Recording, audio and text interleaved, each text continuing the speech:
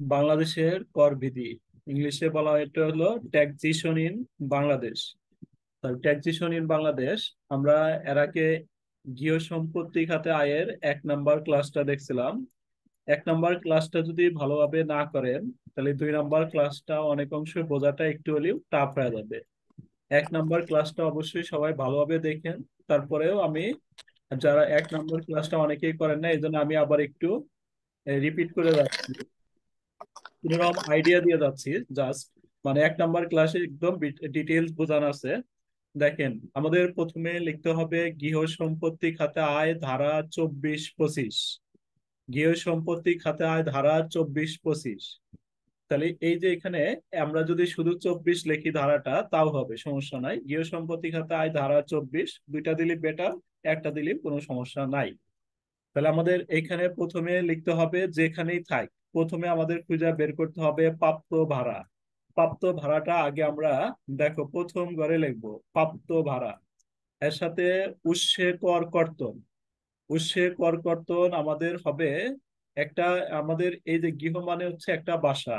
তাহলে একটা বাসা কি থাকতে পারে, একটা বাসা আমাদের দুই ভাবে ভাড়া দিতে পারে। একটা হচ্ছে আমাদের কি ক্ষেত্রে, এটা কিন্তু আমি গত ক্লাসে বুঝাইছিলাম। একটা হচ্ছে আবাসিক উদ্দেশ্যে ভাড়া দিতে পারে, আর একটা হচ্ছে বাণিজ্যিক উদ্দেশ্যে ভাড়া দিতে পারে। ধরেন একজনের একটা বাসা আছে, সে একটা প্রতিষ্ঠানকে ভাড়া দিল, প্রতিষ্ঠানকে ভাড়া দিলে এটা হয়ে যাবে হচ্ছে বাণিজ্যিক। আর যদি কোনো মানে কোনো চাকরিজীবীকে থাকার জন্য বা যে কেউ থাকার জন্য যদি ভাড়া নেয়, এটা হবে আবাসিক। তাহলে আবাসিকের ক্ষেত্রে আমাদের উৎসে কর কর্তনটা হয় না। আবাসিকের ক্ষেত্রে কি হবে না, উৎসে কর কর্তন হবে না। তাহলে কার ক্ষেত্রে উৎসে কর কর্তনটা হবে, উৎসে কর কর্তনটা হবে হচ্ছে আমাদের বাণিজ্যিকের ক্ষেত্রে। তাহলে আবাসিকের বাণিজ্যিক বলাই থাকবে, যে পর্যন্ত বাণিজ্যিক বলা না থাকবে এ পর্যন্ত আমরা আবাসিক ধরে নিব। তাহলে আবাসিক উৎসে কর কর্তন কখন হবে, সবসময় হবে কি হবে না বলো তো, উৎসে কর কর্তন কখন হবে? বাণিজ্যিকে হবে। আবাসিকের, আবাসিকের ক্ষেত্রে উৎসে কর কর্তন কি করতে হবে, তাহলে আবাসিকের ক্ষেত্রে উৎসে কর কর্তনটা, হবে না। আবাসিকের ক্ষেত্রে উৎসে কর কর্তনটা হবে না। আচ্ছা, তারপরে আমাদের বলছে কি, ভাড়াটিয়া যদি কোনো খরচ বেয়ার করে, এই যে ভাড়াটিয়া কর্তৃক বহনকৃত মালিকের খরচ। ভাড়াটিয়া যদি কোনো খরচ বেয়ার করে, তাহলে এই ভাড়ার সাথে ধরো আমি প্রতি মাসে 10,000 টাকা একটা বাসা ভাড়া দিলাম, প্রতি মাসে 10,000 টাকা, 10,000 টাকা নিলাম। এখন ভাড়াটিয়ার থেকে আমি বিদ্যুৎ বিল বাবদে 1,000 নিলাম, তাহলে কি 10,000 1,000 11,000। গ্যাস বিল বাবদে 1,000 নিলাম, তাহলে এটা আরো যোগ হলো। পানি বিল বাবদ নিলাম, তাহলে ভাড়াটিয়া যদি এই খরচ গুলা দেয় তাহলে কি হবে, এই ভাড়ার সাথে আমার টাকাটা কি যোগ হয়ে কি মোট টাকা হবে না? এই ভাড়াটিয়া ভাড়া দিল 10,000, তার সাথে ভাড়াটিয়া বললাম 1,000 টাকা বিদ্যুৎ বিল দিতে হবে, 1,000 টাকা গ্যাস বিল দিতে হবে, 500 টাকা পানি বিল দিতে হবে, 200 টাকা দারোয়ানের বিল দিতে হবে। তাহলে এইগুলা কি আমাদের এই টাকার সাথে কি আমি কি 10,000ই তার থেকে নিবো, নাকি একবারে যোগ করে সবগুলা নিবো বলেন তো, কথা বলেন। স্যার একদম যোগ করে সেটা নেওয়া লাগবে। খালি ভাড়াটিয়া যদি কোনো খরচ বেয়ার করে তাহলে কি ভাড়ার সাথে কি করতে হবে, যোগ করতে হবে। আর আমি যোগ যদি করতে বলি হবে। যে ভাড়াটিয়া যদি বলি ভাই আপনাকে 10,000 টাকা, আমার বাসাটা 10,000 টাকা ভাড়া দিলাম, কোনো খরচ দেওয়া লাগবে না, যাবতীয় খরচ আমি বেয়ার করবো। তাহলে এই যে ধরো আমার খরচ আরো এই বাসার জন্য আমাকে 2,000 টাকা পানির বিল, দারোয়ানের বিল, তারপরে বিদ্যুৎ বিল, গ্যাস বিল বাবদ আমার 2,000 টাকা খরচ হয়ে গেল। তাহলে 2,000 টাকা খরচ হলে কি আমার কাছে আর 10,000 টাকা থাকলো? না স্যার। যদি তাহলে এই যে এইটা আমার কাছে কত থাকলো, তাহলে 8,000 থাকলো। তাহলে আমি এটা কি করে আসলাম বলো তো, কি করে আসলাম এটা, এইটা কি করে আসলাম, বাদ দিয়ে আসলাম না? জি স্যার। যদি ভাড়াটিয়া দেয় তাহলে যোগ হবে। আর যদি মালিক এই খরচ বেয়ার করে যে 10,000 টাকা ভাড়াটিয়ার সাথে চুক্তি হচ্ছে, 10,000 টাকা সে ভাড়া দিবে আর কোনো কিছুই দিবে না, তাহলে এই যে খরচগুলো আমার পকেট থেকে যাবে, তাহলে আমার টাকাটা কি বিয়োগ হবে। যদি ভাড়াটিয়া দেয় তাহলে খরচ, বা খরচ যদি ভাড়াটিয়া বহন করে তাহলে যোগ হবে। আর খরচ যদি কেউ দেয় বলো, এই খরচগুলো মালিক দেয়। মালিক দিলে কি হবে? বাদ। তাহলে আমাদের খেয়াল করতে হবে যে কোনো খরচ যদি থাকে খেয়াল করতে হবে এটা কে কে দিল, মালিক দিল নাকি ভাড়াটিয়া দিল। মালিক দিলে পরে কি হবে, বিয়োগ হবে, ভাড়াটিয়া দিলে যোগ হবে। যোগ বিয়োগ করে যেটা হবে, এটাই হচ্ছে আমাদের কি হবে, প্রকৃত ভাড়া মূল্য। এই প্রকৃত ভাড়া মূল্যের সাথে আমাদের পৌরসভা কর্তৃক একটা ভাড়া নির্ধারণ থাকে। এই যে পৌর মূল্য, ইংলিশে যার নাম হচ্ছে মিউনিসিপাল মূল্য, পৌর মূল্য বা মিউনিসিপাল মূল্যটা এখানে বসাইবে। বসানোর পর আমাদের এই যে এখানে আছে বার্ষিক মূল্য, কোনটি? বার্ষিক মূল্য কোনটি বলো, লেখা আছে কোনটি? বড়টি। তাহলে এই দুইটার মধ্যে যেটা বড় হবে এটা ফাইনাল করে যাবে। এই দুইটার ভিতরে যেটা বড় হবে ওইটা কোন ঘরে যাবে? ফাইনাল ঘরে। ফাইনাল ঘরে দিতে হবে। তারপরে আমাদের এরপরে আছে কি দেখো, এরপরে আমাদের আছে হচ্ছে কিছু আইটেম আছে বাদ যাবে, যেমন এই যে এখানে লেখা আছে বাদ অনুমোদনযোগ্য খরচ সমূহ। বাদ অনুমোদনযোগ্য খরচ সমূহ, এই খরচগুলো আমাদের মুখস্থ করতে হবে। তাহলে অনুমোদনযোগ্য খরচ সমূহের ভিতরে প্রত্যেকটা অঙ্কের প্রথমে আমরা বসাবো মেরামত ও রক্ষণাবেক্ষণ খরচ। বার্ষিক মূল্যের, বার্ষিক মূল্য থেকে কি করব, শূন্যতা ভাতাটা বাদ দিব। বার্ষিক মূল্য থেকে শূন্যতা ভাতা বাদ দিয়া তার উপরে কয় পার্সেন্ট, 25% অথবা 30%, দুইটা পার্সেন্ট, যে কোনো একটা পার্সেন্ট ধরলেই আমাদের হবে না। আমাদের কি করতে হবে, আমাদের এই যে 25% নির্ধারণ করা আছে এটা হচ্ছে আবাসিক উদ্দেশ্যে, বাসাটা যদি আবাসিক উদ্দেশ্যে ভাড়া দিই তাহলে 25%, আর বাসাটা যদি আমরা বাণিজ্যিক উদ্দেশ্যে ভাড়া দিই তাহলে হবে কয় পার্সেন্ট, 30%। বাসাটা কোন উদ্দেশ্যে, আবাসিক উদ্দেশ্যে ভাড়া দিলে কি হবে, 25%। বাণিজ্যিক উদ্দেশ্যে ভাড়া দিলে হবে কয় পার্সেন্ট, 30%। এটা কিন্তু আমার প্রত্যেকটা গৃহ সম্পত্তির প্রত্যেকটাই অঙ্কেই আসবে। মেরামত ও রক্ষণাবেক্ষণ খরচ, মেরামত ও রক্ষণাবেক্ষণ খরচ বার্ষিক মূল্যের থেকে শূন্যতা ভাতা থাকলে বাদ দিয়া তার উপরে আবাসিকের ক্ষেত্রে 25%, বাণিজ্যিকের ক্ষেত্রে 30%, পার্সেন্ট দইরা প্রথম ঘরে বসাইলাম।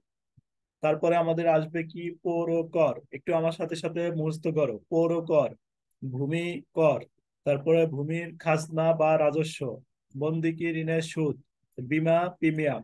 তাহলে এই কয়টা এন্ট্রি একটু মুখস্থ করো, আমি এখনই ধরবো তোমাদের।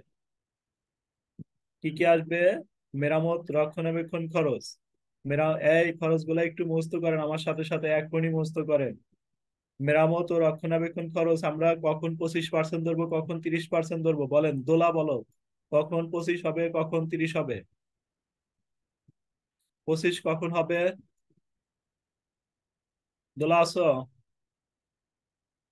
আতিয়া, কখন 25 হবে, কখন 30 হবে? স্যার আবাসিক উদ্দেশ্য হলে 25% আর আবাসিক বাণিজ্য। বাসাটা যদি আমরা আবাসিক উদ্দেশ্যে ভাড়া দিই তাহলে হবে হলো 25%। মিউট করো। আর যদি বাণিজ্যিক উদ্দেশ্যে ভাড়া দিই তাহলে হবে কয় পার্সেন্ট, 30%। যদি শূন্যতা ভাতা থাকে, শূন্যতা ভাতা মানে বাড়িটা যদি খালি থাকে তাহলে শূন্যতা ভাতা বার্ষিক মূল্য থেকে বাদ যাবে, না হলে বাদ যাবে না। তারপরে 2 নম্বরে কি, পৌরকর। পৌরকর লেখা আছে ভাড়া দেওয়া অংশের, ধরো একটা বাসার জন্য পৌরকর দেওয়া আছে হচ্ছে 2,000 টাকা। যে বাসাটা ভাড়া দিছে এই বাসার অর্ধেকে মালিক থাকছে, অর্ধেক ভাড়া দিছে, অর্ধেক মালিক থাকছে আর অর্ধেক ভাড়া দিছে। যদি মালিক না থাকে তাহলে আমাদের পৌরকর, ধরো পৌরকর পৌরকর আছে 2,000, মালিক যদি না থাকে তাহলে এই পৌরকরটা সরাসরি আমরা এখানে 2,000 বসাবো। আর যদি মালিক থাকে, তাহলে মালিক যদি না থাকে তাহলে 2,000 টাকা সরাসরি বসবে। মালিক যদি থাকে তাহলে আমাদের কি করতে হবে, এই পৌরকরটা বসানোর সময় 2,000 ভাগ হচ্ছে 2, 2 দিয়ে ভাগ করে তারপরে যেটা হবে ওইটা আসবে, 1,000 হবে। তাহলে মালিক পৌর কর, তারপরে কি ভূমি কর, ভূমির খাজনা, এই সবগুলা এন্ট্রিকে আমরা কি করব, মালিক থাকলে 2 দ্বারা ভাগ করব, মালিক না থাকলে 2 দ্বারা ভাগ করব না। তারপরে হচ্ছে আমাদের কি, বন্ধকি ঋণের সুদ, তারপরে আছে আমাদের বীমা প্রিমিয়াম, তারপরে আমাদের কি ভূমি উন্নয়ন কর, তারপরে আমাদের আছে ঋণকৃত মূলধনের সুদ, বীমার কিস্তি, শূন্যতা ভাতা। শূন্যতা ভাতার সূত্রটা একদম ভালোভাবে মুখস্থ করে রাখো।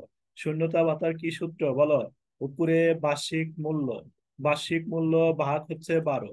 তাহলে বার্ষিক মূল্যকে 12 দ্বারা ভাগ দিলে আমাদের কয় মাসের টাকা বের হবে, বার্ষিক মূল্যকে 12 দিয়ে ভাগ দিলে কয় মাসের টাকা বের হবে? তার 12 মাসে। এক মাসের। হ্যাঁ, বার্ষিক এক মূল্যকে মাসেরটা বের হবে। 12 দিয়ে ভাগ করলে 1 মাসের টাকা বের হবে। এখন শূন্য সময় বলা থাকলো বাড়িটি 2 মাস খালি ছিল, তাহলে শূন্য সময় হচ্ছে 2। যদি বাড়িটি 3 মাস খালি থাকে তাহলে গুণন 3। বাড়িটা যদি খালি 1 মাস থাকে তাহলে গুণন কত হবে, 1। তাহলে আমাদের ধরো বার্ষিক মূল্য দেওয়া আছে 1,20,000। তাহলে আমি কি করব, এই বার্ষিক মূল্যকে কি করব, 12 দিয়ে কি করব, ভাগ করব। 12 দেয়া ভাগ করে 1 মাসে আনবো। 1 মাসে আনার পরে আমার শূন্য সময়, বাড়িটা 2 মাস খালি ছিল, 2 দিয়ে গুণন দেবো।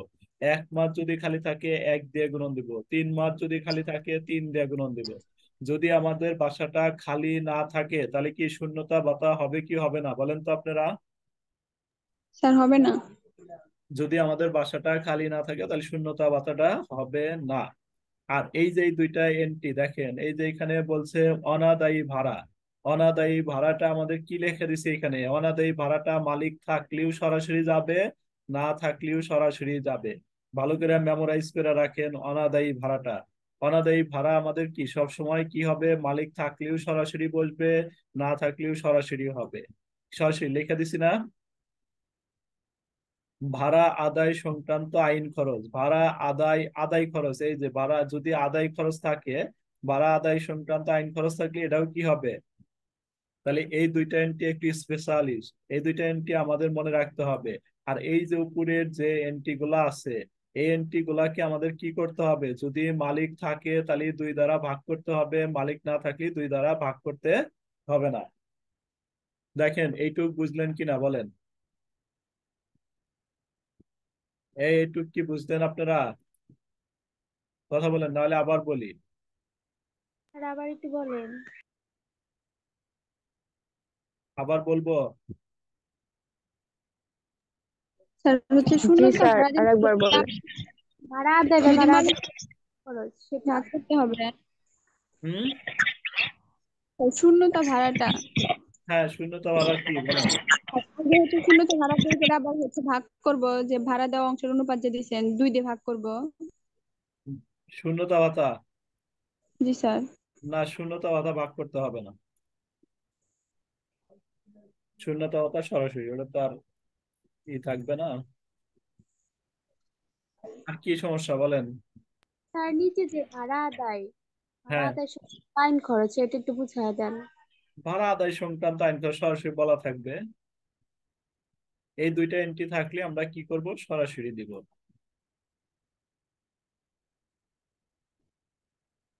দেখেন এই যে অব্যয়িত ব্যয়, অব্যয়িত ব্যয়টা কখন হবে কখন হবে না, এগুলো যেগুলা এন্ট্রি অন্তর্ভুক্ত হবে না ওইগুলো হইলো অব্যয়িত ব্যয়।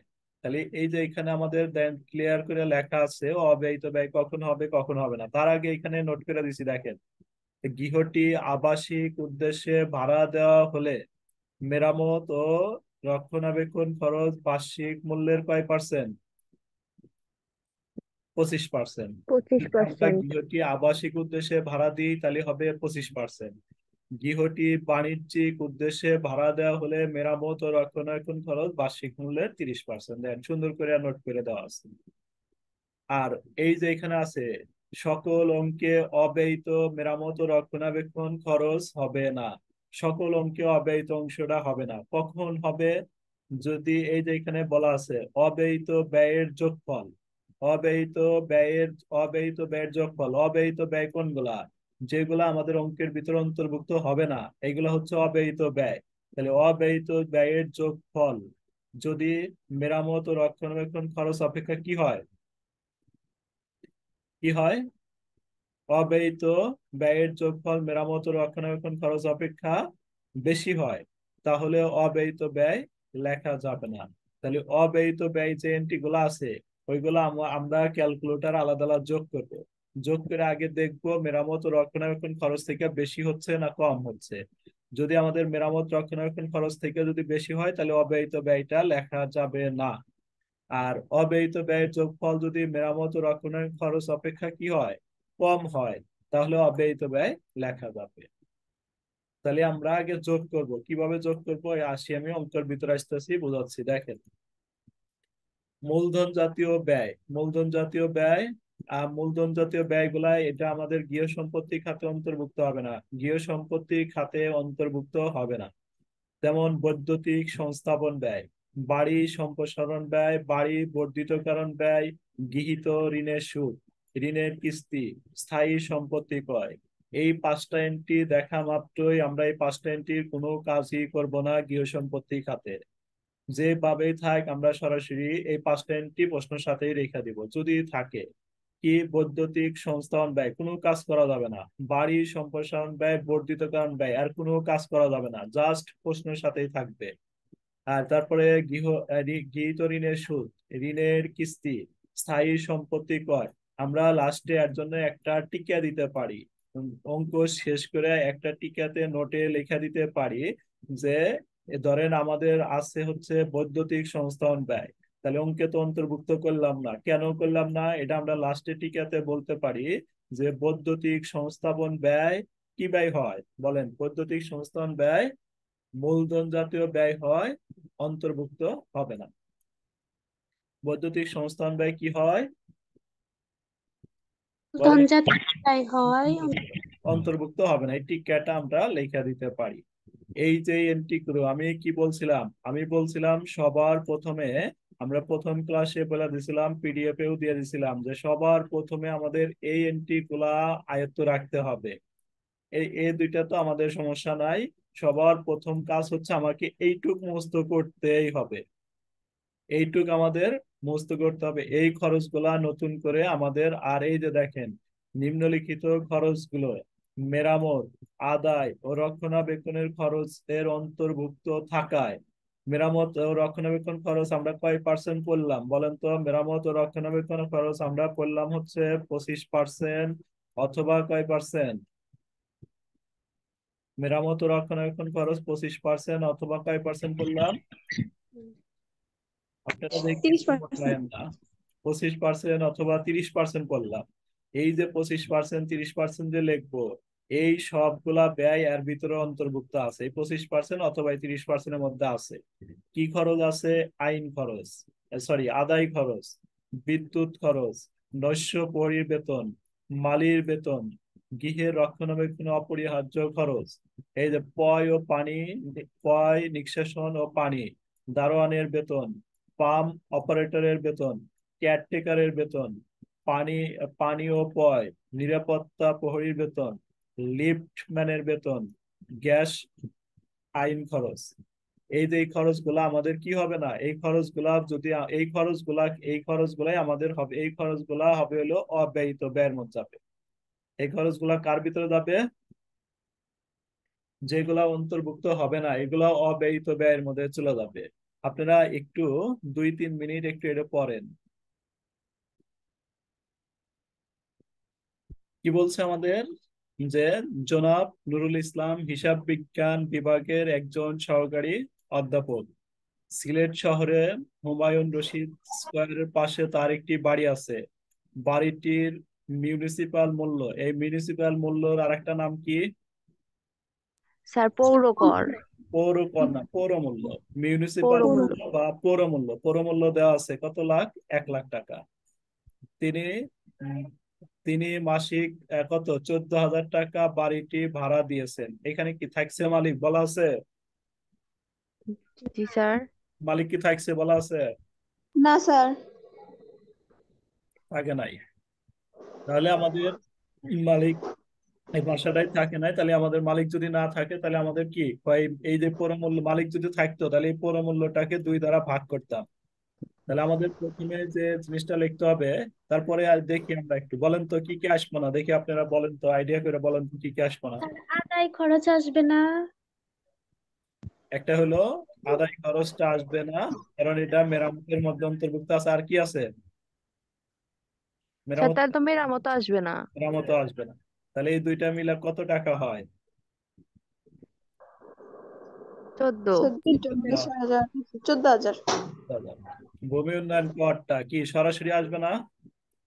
2 দ্বারা কি ভাগ হবে? না স্যার। মালিক থাকে নাই, স্যার তাহলে 2 এটা দ্বারা আমি ভাগ হবে। বুঝলাম না। কি বুঝুন নাই? স্যার এই যে মালিকের কথাটা, মালিক নাই মানে আচ্ছা, বুঝলাম না। পরেরটা আসি, এটা আপনি বোঝেন আগে, পরের অঙ্কে গেলে আপনি ক্লিয়ার হবেন। মালিক থাকছে, আর পরেরটাতে আমি আসতেছি। আর বীমার কিস্তি, তাহলে আমাদের কি মেরামত আসলো না, কি জন্য আসবে না মেরামত? ওই 25%-এর মধ্যে অন্তর্ভুক্ত আছে। তাহলে আমাদের আগে কি লিখতে হবে বলেন তো? বার্ষিক ভাড়া মূল্য, এখানে কোনো খরচ টরচ কিছুই দেওয়া নাই। তাহলে আমরা লিখবো হচ্ছে 14,000 গুণন কত? 25%। গাধা। 14,000 গুণন 12, স্যার 12। গুণন দাও। 12। ও তাহলে আচ্ছা দুইটা স্যার। ঘর হবে, প্রথম ঘর আর দ্বিতীয় ঘর। 14,000 গুণন 12 কত হয়? গুণন করো। 14,000 গুণন 12। স্যার 1,68,000। 1,68,000। আর পৌরমূল্য কত বলো? পৌরমূল্যটা লিখবো, কত আছে, এই যে কত দেওয়া আছে। 1 লাখ। এক তাহলে লাখ আমরা লিখবো কি, অতএব বার্ষিক মূল্য কোনটা নিব? স্যার 14,000। এই দুইটার মধ্যে কোনটা বার্ষিক স্যার মূল্য? বড়টি। Sir sir 1,60,000টা। 1,60,000। 1,68,000, 60,000 নয়। 68,000। 68। 1,68,000 বার্ষিক মূল্য হইলো। তারপরে কি করবো, এক নাম্বার বাদ অনুমোদনযোগ্য খরচ। অনুমোদনযোগ্য খরচের এক নাম্বারে কি মেরামত ও রক্ষণাবেক্ষণ খরচ কয় পার্সেন্ট হবে? কয় পার্সেন্ট হবে বলেন? স্যার এটা তো স্যার 25%। 25%। এখানে বাণিজ্যিক উদ্দেশ্যে দেয় নাই, 25%। 25% ধরেন, কত হয়? 1,68,000 গুণন 25%। স্যার 42,000। 42,000। আর তারপরে কি কি লিখবো, এই যে ভূমি উন্নয়ন কর লিখবো কত? স্যার 3,000। বিমার কি লিখবো? 1400। এভাবে এটা শেষ করব। আর যদি আমরা আমাদের শীটের অঙ্কে যখন যাব, দেখেন শীটের অঙ্কে যদি যাই, আমাদের যে শীটের অঙ্ক, একটু মিউট করেন। দেখেন শীটের প্রথম অঙ্কটাই আমাদের পরীক্ষায় আসার মতো অঙ্ক। দেখেন বলছে কি, মিস্টার হাসিব একজন সরকারি, কি বলছে, মিস্টার হাসিব একজন সরকারি কর্মকর্তা, ঢাকার মিরপুরে তার একটি দোতলা বাড়ি আছে। এই দেখো, এই যে তিনি, তিনি মানে কিরো, তিনি দোতলায় বাস করেন। এই বলো পারমিতা, তিনি মানে কিরো? মালিক। বলে মালিক। এই যে মালিক, পাইছো? জি স্যার। তিনি দোতলায় বাস করেন। নিচতলা মাসে 15,000 টাকা করে ভাড়া দেওয়া হয়েছে। তাহলে কি এখানে কি পৌরমূল্য কত আছে? বাড়িটির পৌরমূল্য কত টাকা? 3 লাখ টাকা। তাহলে কিছু করতে হবে। 3 লাখ ভাগ করলো কি স্যার করতে হবে? এলা ওই 2 দিয়ে ভাগ করতে হবে। কেন 2 দ্বারা ভাগ করতে হবে? এই যে মালিক আছে জন্য। থাকছে।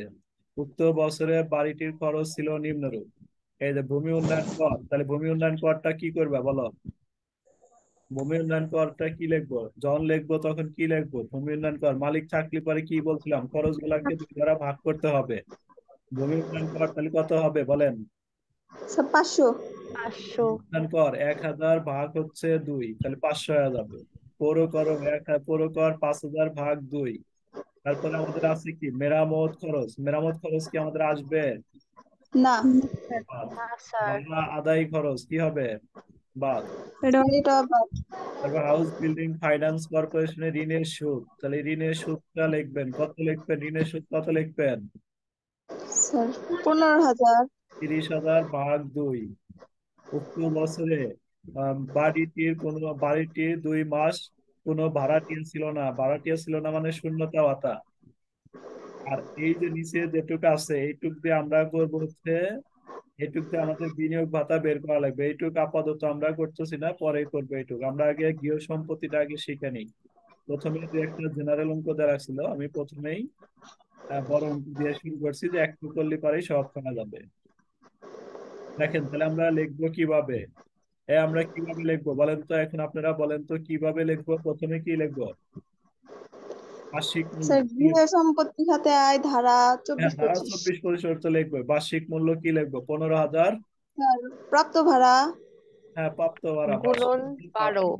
15,000 গুণন 12 কত টাকা হয়? 1,80,000। তাহলে 1,80,000। 15,000 গুণন 12, 1,80,000 লিখবো। তারপরে পৌরমূল্য, পৌরমূল্যকে কি করব, আছে 3 লাখ। 2 দিয়ে ভাগ দিব। তিন ভাগ লাখ 2। ভাগ হচ্ছে 2। তাহলে পৌরমূল্য হচ্ছে 2,50,000।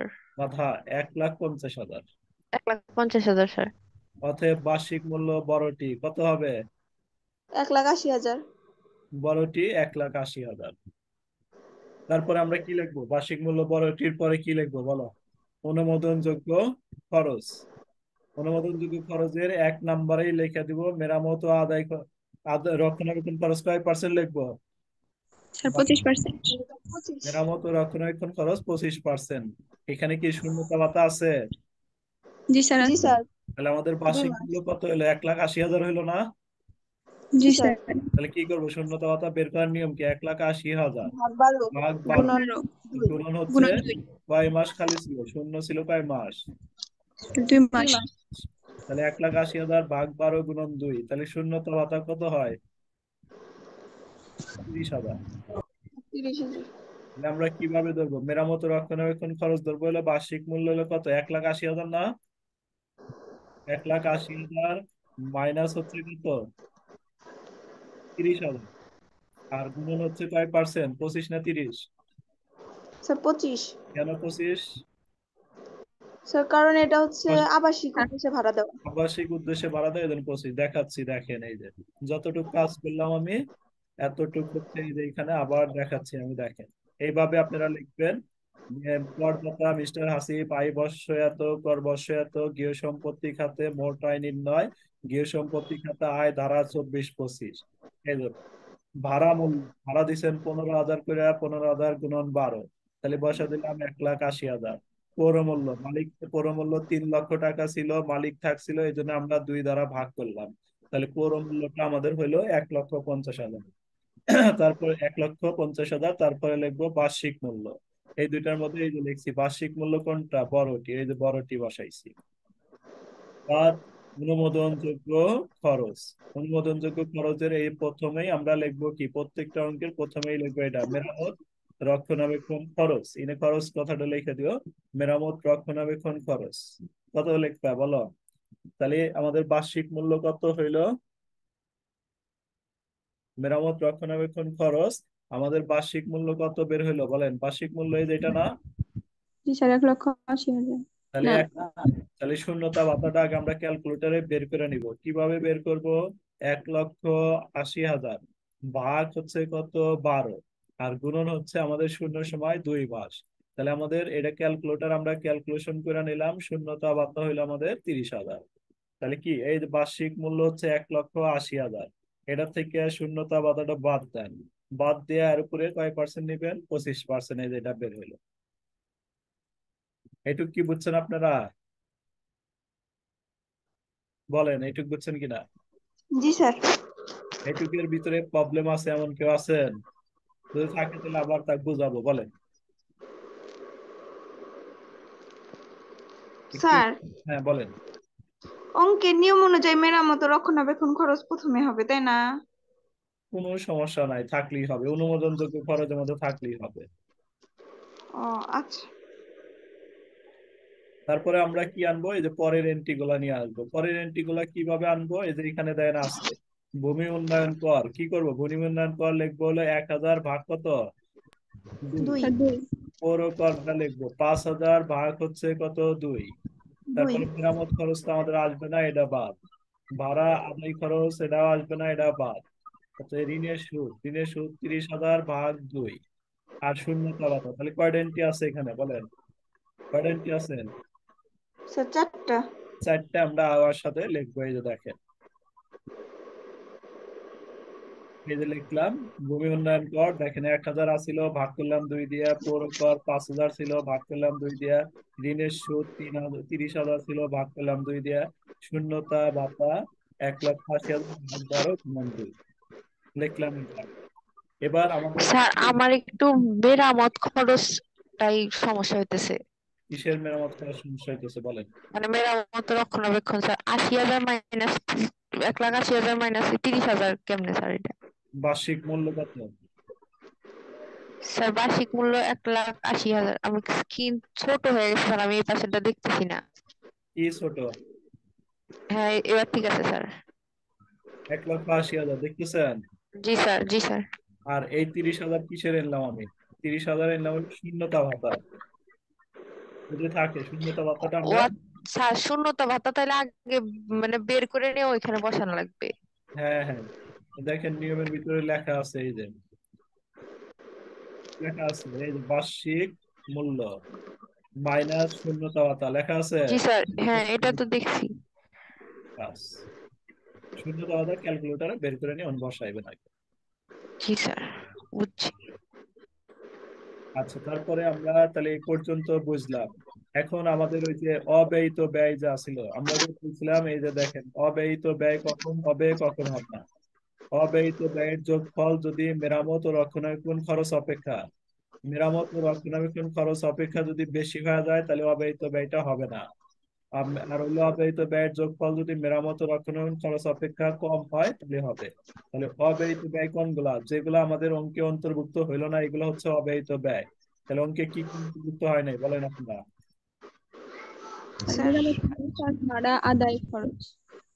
এটা হচ্ছে কি, এই যেটা মেরামত খরচ কত টাকা, 6000, 6,000 টাকা। আদায় খরচ কত, 500, 500।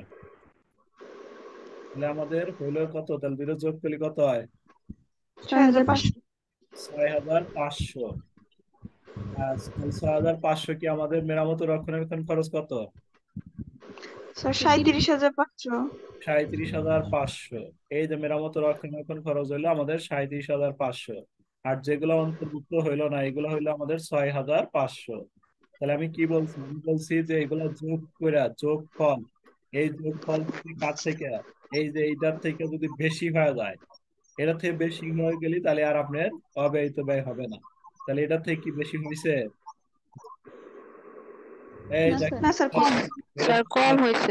কম হলে অব্যয়িত ব্যয়টা লিখতে হবে, আর বেশি হলে অব্যয়িত ব্যয়টা লিখতে হবে না। তাহলে কোনগুলো অন্তর্ভুক্ত হবে না, এগুলা কিন্তু আমি এই যে এখানে দিয়ে দিচ্ছি, এই এন্ট্রি গুলো আপনাকে মুখস্থ করতে হবে অবশ্যই। এই যে এই কয়টা, জাস্ট এই কয়টা ভালো করে আয়ত্ত রাখেন, তাহলে শুধু আপনি দেখা মাত্রই বলতে পারবেন তাহলে এই অঙ্কে অব্যয়িত ব্যয় হবে। তাহলে এই অঙ্কে অব্যয়িত ব্যয় হবে মানে এই যে অব্যয়িত ব্যয় লিখলাম, যোগ অব্যয়িত মেরামত ও রক্ষণাবেক্ষণ খরচ, ধারা 19-30। তাহলে প্রথমে আগে নিয়ে আসবেন এই যে এখানকে যেটা লিখছিলাম আমরা, এই 37,500 মেরামত ও রক্ষণাবেক্ষণ খরচ, ওইখান থেকে জাস্ট সরাসরি কপি করে এখানে নিয়ে আসবেন। নিয়ে এসে আর সাথে হচ্ছে আমরা কি করব, বাদ প্রকৃত খরচ। প্রকৃত খরচ বলতে আমাদের ওই যে এই খরচগুলা বোঝাবে কোনটা কোনটা। একটা হচ্ছে কি কি অন্তর্ভুক্ত হয় নাই, মেরামত খরচ। তাহলে মেরামত খরচ তো আমাদের এই যে 2 দ্বারা ভাগ হইলো। আর কি আদায় খরচ, আমরা পড়ছিলাম আদায় খরচটা 2 দ্বারা কি হবে না, স্যার ভাগ হবে না। ভাগ হবে না। তাহলে এই দুইটা এর থেকে বাদ দাও, বাদ দিয়া যেটা হবে এটা এখানে দিলাম, দিয়া এখন আমাদের উপরের সাথে এটা যোগ করে দিবা। ক্লিয়ার? জি স্যার। আর যদি এটা যদি আমার 40 হয়, এই দুইটার যোগফল, ধরো এই দুইটার যোগফল যদি আমার 40,000 হয়ে যাইতো, 40,000 হয়ে গেলে কি আমি 37,500 থেকে 40,000 বাদ দিতে পারতাম, না। নেগেটিভ হইতো না। জি। এই জন্য বলছে এটার থেকে যদি এটা বেশি হয় তখন আর এই অব্যয়িত ব্যয়ের অংশটুকুই হবে না। ঠিক আছে, একটা বোঝাই ক্লিয়ার হবেন। 2 নাম্বার অঙ্কটা আপনারা নিজেরা করবেন, যে কোনো সমস্যা হলে আমাকে বলবেন। 3 নাম্বার ম্যাথটা আমি একটু হেল্প করে, দেখেন একটু মিউট করে রাখেন, একটু মিউট করেন। জনাব ফজলে করিম একটি দ্বিতল বাড়ির মালিক। তিনি সপরিবারে উক্ত ভবনের নিচ তলায় বসবাস করেন। তাহলে কি মালিক থাকছে, বলেন মালিক থাকছে কিনা। জি স্যার। জি স্যার। কি বলছে, দ্বিতীয় তলায় একজন ব্যাংকারকে মাসিক এত টাকা ভাড়া দেন। একজন ব্যাংকারকে মানে মানে একজন ব্যক্তি ব্যাংকে চাকরি করে তাকে, কিন্তু ব্যাংকারকে বলা নাই যে ব্যাংক প্রতিষ্ঠানকে, বলছে একজন ব্যাংকারকে মানে কেউ ব্যাংকে চাকরি করে তাকে দিচ্ছে। মানে কি উদ্দেশ্য দিল তাহলে, আবাসিক। স্যার আবাসিক উদ্দেশ্য। আবাসিক। আর্থিক উদ্দেশ্যে। ব্যাংকার পৌর কর বাবদ 5,000 টাকা বার্ষিক 5,000 টাকা পরিশোধ করেন। তাহলে ভাড়ার সাথে এটা যোগ হবে না বিয়োগ হবে বলেন, ভাড়া থেকে। ব্যাংকার মানে কি হচ্ছে, মালিক ভাড়াটিয়া স্যার দিচ্ছে, এটা যোগ হবে। ভাড়ার যোগ সাথে হবে স্যার। আর কেন দিল, ভাড়াটিয়া দিল, ভাড়াটিয়া দিলে কি করবো আমরা, যোগ করবো। আর যদি মালিক দিল না তাহলে কি করলাম মানে স্যার বাদ বিয়োগ। দিতাম। বিয়োগ করতাম। বাড়িটির পৌর মূল্য কত দেওয়া আছে, 13 লক্ষ টাকা। তাহলে কি করতে হবে, পৌর মূল্য কি করতে হবে বলেন, স্যার এটা 13 লক্ষ ভাগ 2 দিতে হবে। ভাগ 2। 13 লক্ষ ভাগ হচ্ছে কত করবেন, 13 লাখ ভাগ হচ্ছে 2।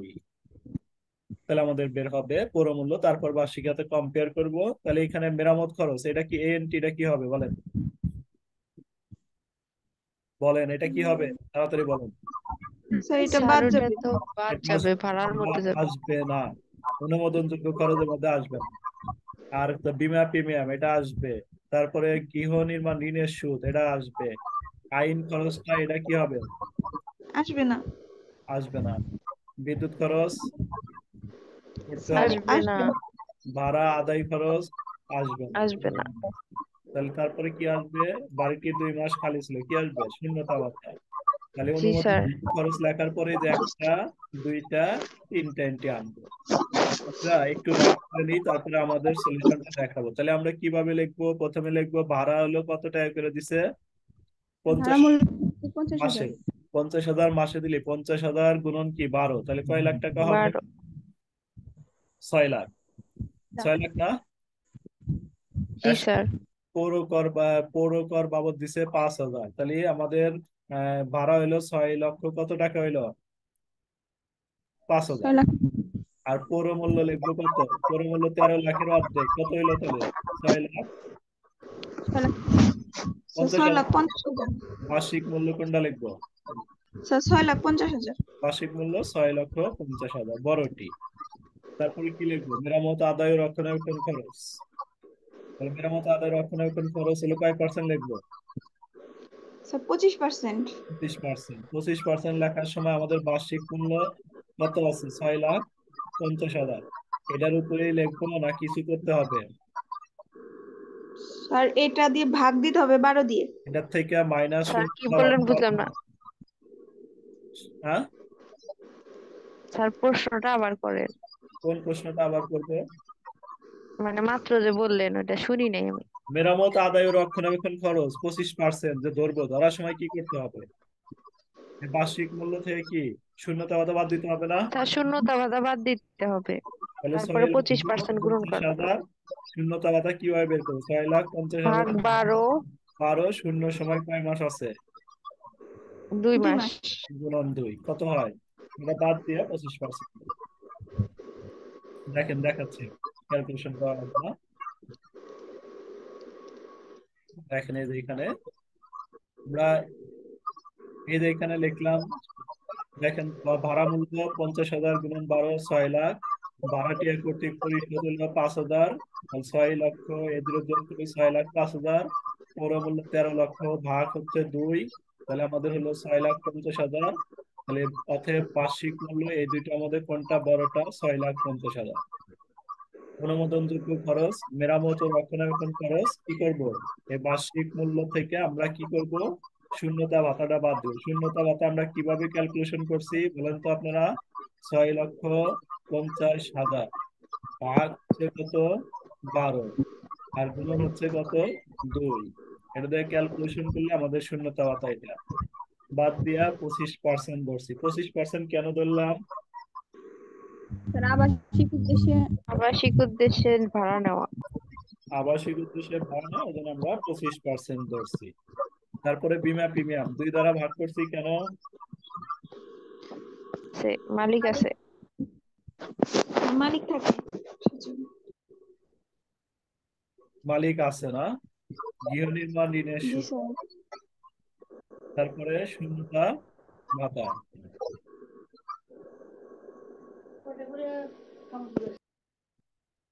ঠিক আছে, স্যার। বলেন বুঝছেন কি। জি স্যার। তারপরে আমরা এই যে অব্যয়িত ব্যয়টা লিখবো, অব্যয়িত ব্যয়টা লেখা শেষ কাজ। তাহলে এই যে দুইটা অঙ্ক, এই দুইটা অঙ্ক আপনারা ভালোভাবে পারলে এই চ্যাপ্টারের প্রায় অঙ্কগুলাই পারা যাবে।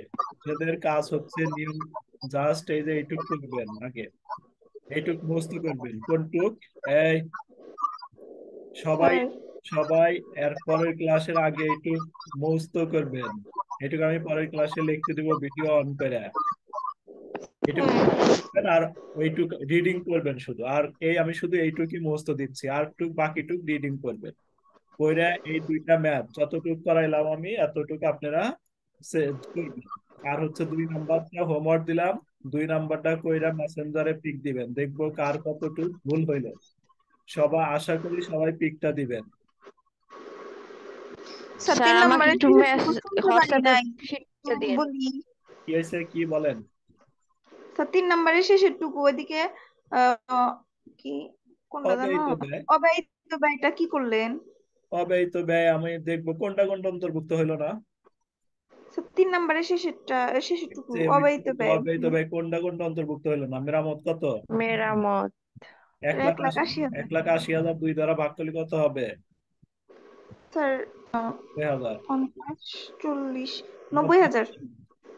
90,000। তারপরে হচ্ছে আমাদের কি আইন খরচ 16,000 2 দিয়ে ভাগ করলে 8,000। 98,000। আরো আছে বিদ্যুৎ খরচ 1,08,000। 10,000। আর এই যে ভাড়া আদায় খরচটা কত আছে? আদায় খরচ 1,13,000 হয়। আদায় খরচ কি 10,000 সরাসরি যাবে না? জি স্যার, এটা হ্যাঁ জি স্যার, এই দিনে দেন 1,18,000।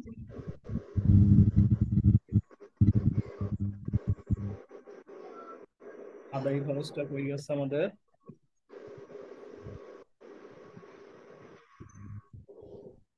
আদায় খরচটা মনে হয় আমি এখানে দিই নাই নাকি?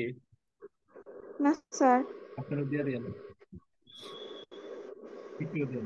আচ্ছা তাহলে আজকে এই পর্যন্তই থাকবে। ই করেন, আমি ভিডিওটা দিয়ে দিব নিয়ে এই তো আবার একটু দেখে নিন।